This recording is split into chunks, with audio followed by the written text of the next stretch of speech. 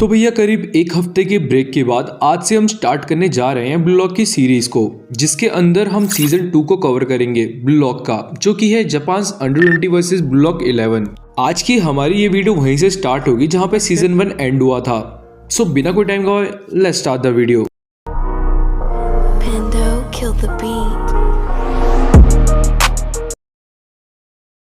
तो हमने सीजन 1 के लास्ट एपिसोड तक देखा था कि अब ब्लू लॉक का मैच जापान अंडर 20 टीम के साथ फिक्स हो जाता है, जो कि 3 हफ्तों बाद है। और मेन चीज ये है कि हितोशी साई अंडर 20 टीम की तरफ से खेलेगा। एंड अब यहीं पर थर्ड सिलेक्शन प्रोसेस स्टार्ट होती है, जिसके बेसिस पे अब ब्लू लॉक की स्टार्टिंग 11 और सब्स्टिट्यूट्स को चूज किया जाएगा मैच के लिए, जो कि अंडर 20 के अगेंस्ट होगा। सो अब चैप्टर की स्टार्टिंग में हम देखते हैं कि ईगो सबको थर्ड सिलेक्शन प्रोसेस के बारे में बता रहा होता है, कि जिससे कुछ प्लेयर्स कंफ्यूज आते हैं, क्योंकि ब्लू लॉक के अंदर सारे स्ट्राइकर्स हैं और ब्लू लॉक 11 बनाने के लिए तो उसमें मिडफील्डर्स और डिफेंडर्स की भी जरूरत पड़ेगी। ईगो कहता है ऑफ कोर्स बस फॉरवर्ड्स को छोड़कर बाकी पूरी टीम बनानी पड़ेगी। प्लेयर्स फिर घबरा कर कहते हैं कि सामने वाली टीम पे तो एक्चुअल डिफेंडर्स होंगे, तो क्या दिक्कत नहीं होगी। ईगो फिर अब थोड़ा गुस्से में कहता है कि चुप हो जाओ और अपनी जबान संभालो, मैं गधा नहीं हूँ। ब्लू लॉक टीम की फॉर्मेशन इन 6 प्लेयर्स के अराउंड होगी, जिनका मैं अभी नाम लूंगा। ये टॉप 6 प्लेयर्स है जिनको ओवरऑल एवोल्यूशंस के बेसिस पर रैंक मिली है अभी तक की। और वो है नंबर 1 इतोशी रेन, सेकंड पर है शिदो रियोसे, थर्ड करासु तावितो, फोर्थ ओतोया ईता, फिफ्थ है हमारा युकिमिया केन्यू एंड सिक्स्थ नागी शेशिरो। एंड ये है वो प्लेयर जिनके अराउंड अब पूरी टीम बनेगी। यहाँ पर हमें ये भी पता लगता है कि सिर्फ रिन और शिदो ही ऐसे 2 प्लेयर्स हैं जिन्होंने वर्ल्ड सिलेक्टेड टीम के अगेंस्ट गोल मारे हैं।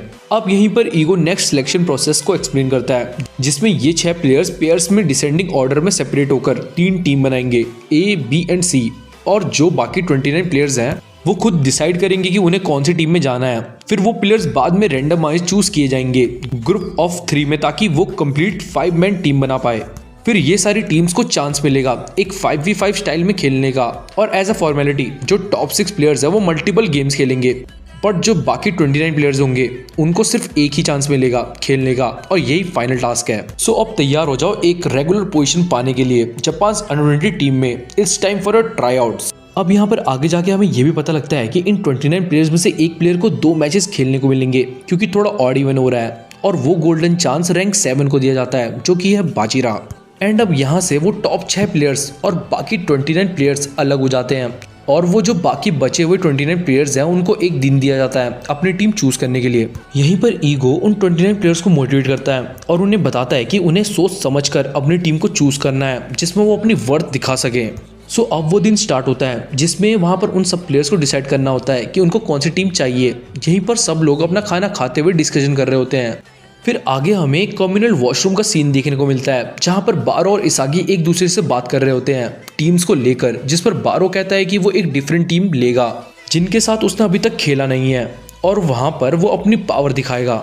और ये बताने के बाद ही बारो कहता है एनीवेज इसागी, तू कैसे टॉप 6 में नहीं आ पाया, ये सोचकर मुझे चिढ़ होती है। यू आर द वन जिसको मैं क्रश करना चाहता हूँ। सो यहाँ पर अब तुम दबे मत रह जाना। एंड यस, आप लोग सही सुन रहे हो, पहली बार किंग ने इसागी को इनडायरेक्टली सही पर तारीफ करी है उसकी, जो बहुत रेयर है। अब ये पूरा दिन खत्म होता है एंड नेक्स्ट डे हमारे सामने प्लेयर्स की लिस्ट आती है कि उन्होंने कौन सी टीम को चुना है। जिसके आने से पहले हम देखते हैं कि इसागी ने टीम ए को चुना है, जिसमें रिन और शीदो हैं, क्योंकि उसे इन दोनों के बीच अपनी वर्थ प्रूव करनी है और वो इस मैच में अपना पूरा दम लगा देगा। लिस्ट अब बाहर आती है, जो कि आप देख सकते हो पॉज करके भी कि किसने कौन सी टीम को चूज करा है। यहाँ पर मैचेस का फिक्सचर भी बाहर आ जाता है, जिसमें 5 मैचेस खेले जाएंगे और हर मैच के बीच में 6 घंटे का ब्रेक दिया जाएगा ताकि फेयरनेस बनी रहे।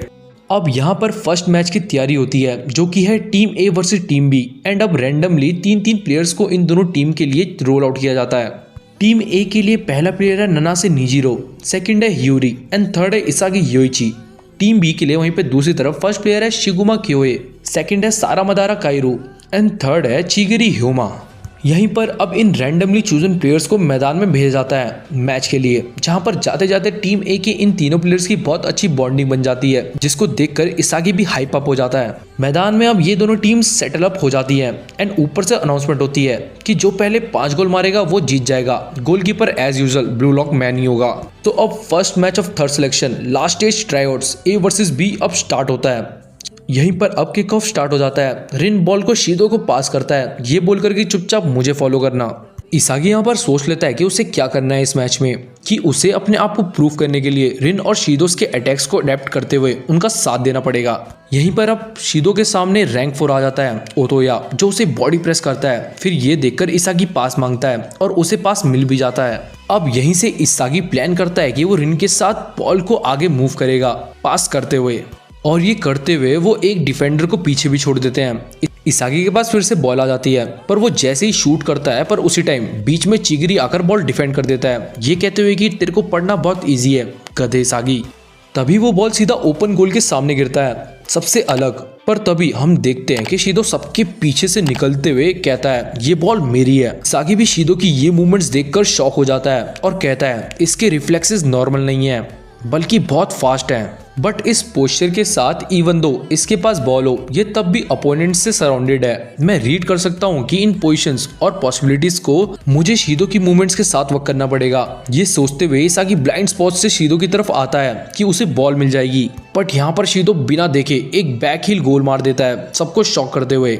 एंड यही है हमारा current Blue Lock number 2, Shidou ryusui soccer. Isagi shock में कहता है सो ये इम्पॉसिबल फिजिकल कैपेबिलिटीज ही रीजन थी कुनिगामी को जमीन पर गाड़ने की। तभी इसागी के बगल से रैंक 3 करासु हाइप अप हो जाता है, क्योंकि वो तब से पूरे मैच को सिर्फ एनालाइज कर रहा होता है। अब मैच दोबारा रिस्टार्ट होता है, करासु बॉल लेकर आगे बढ़ता है। तभी इसागी उसके सामने आता है बॉल छीनने के लिए, पर करासु उससे बॉल कटा लेता है। अब ये दोनों एक दूसरे को पुश करते हुए आगे बढ़ रहे होते हैं, जहां पर इसाई को समझ में आ जाता है कि करासु की बॉडी प्रेस बहुत स्ट्रांग है, जिस कारण से वो बॉल नहीं ले पा रहा होता है। करासु कहता है इसागी को मेरा प्रिंसिपल है कि मैं अपने सारे मैचेस जीतूं। ये थोड़ी बुरी बात है कि तुम अपने अपोनेंट के स्ट्रॉन्गेस्ट पॉइंट के अगेंस्ट लड़ रहे हो। तुम्हें उनके वीक पॉइंट के लिए एम करना चाहिए, तभी तुम्हारे जीतने के चांसेस ग्रेटली इंक्रीज हो जाएंगे। ये कोई डर्टी प्ले नहीं है, बल्कि एक एब्सोल्यूट रूल है इस दुनिया में जीतने का। एंड इसी के साथ इसागी योइची, तुम एक वीक पॉइंट हो इस टीम का, और मैं ये तुम्हारी टीम को क्रश करूंगा।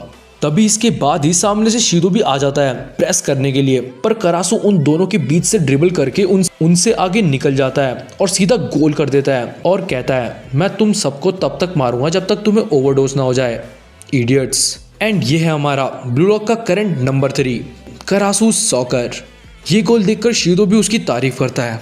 अब यहाँ पर स्कोर हो चुका है 1-on-1। इसागी भी करासु की इस प्ले की तारीफ करता है और एनालाइज करना स्टार्ट ही करता है कि उसके बगल से ह्यूरी कहता है ये एक एसेसिन है, ये अपने शार्प एनालिटिकल एबिलिटी का यूज करके अपोजिशन के वीक लाइन को पकड़ता है और फिर पूरे मैच उस वीक लाइन को क्रश करने में बिताता है, और ऐसा लग रहा है कि उसकी नजर तुम पर है इसागी। फिर हमें यहीं पर यह पता लगता है कि ह्यूरी और करासु ब्लॉक से पहले एक ही टीम में थे, इसलिए ह्यूरी को करासु के बारे में पता है। ह्यूरी इसागी से यह भी कहता है कि वो अपनी वीकनेस ना छुपाए, बल्कि अपनी पूरी स्ट्रेंथ के साथ लड़े इस मैच में। इसागी भी यहाँ पर समझ जाता है और उसे पता लग जाता है कि उसे अब क्या करना है इस मैच में। फिर से यहाँ पर रिस्टार्ट होता है, रिन बॉल शीदो को पास करता है। शीदो भी अब सेम वही चीज ट्राई करना चाहता है जो उससे पहले इसागी ने रिन के साथ करी थी, पासिंग। बॉल अब इसाकी पर आती है, पर उसी टाइम करासु भी आ जाता है बॉल छीनने के लिए और सीधा उसका रिन वाली साइड को ब्लॉक कर देता है ताकि वो पहले जैसा पासिंग न कर पाए रिन के साथ। और ये देखकर इसाकी भी शॉक होता है कि करासु ने इतनी जल्दी उसके प्लेस को फिगर आउट भी कर लिया है, और शोल्डर प्रेस से वो इसागी से बॉल छीन भी लेता है और सीधा आगे बढ़ता है। पर इस बार करासु 3-on-1 में बच जाता है, पर तभी ओतोया, रैंक 4, ह्यूरी और रिन के साइड से स्पीड से आगे आता है और करासु उसे बॉल पास कर देता है। रिन के साथ साथ बाकी सब लोग भी ओतोया की अमेजिंग स्पीड को देखकर शॉक हो जाते हैं, और यहीं पर ओतोया दूसरा गोल मार देता है टीम बी का। एंड ये है हमारा करंट ब्लू लॉक रैंक 4, ओतोया। शीदो यहाँ पर और एक्साइटेड हो जाता है और इसागी कहता है अगर हम करासु को रोक भी लेते हैं तो उसकी जगह ओतोया आ जाएगा। इन दोनों की डिस्ट्रक्टिव पावर बहुत इंसेन है।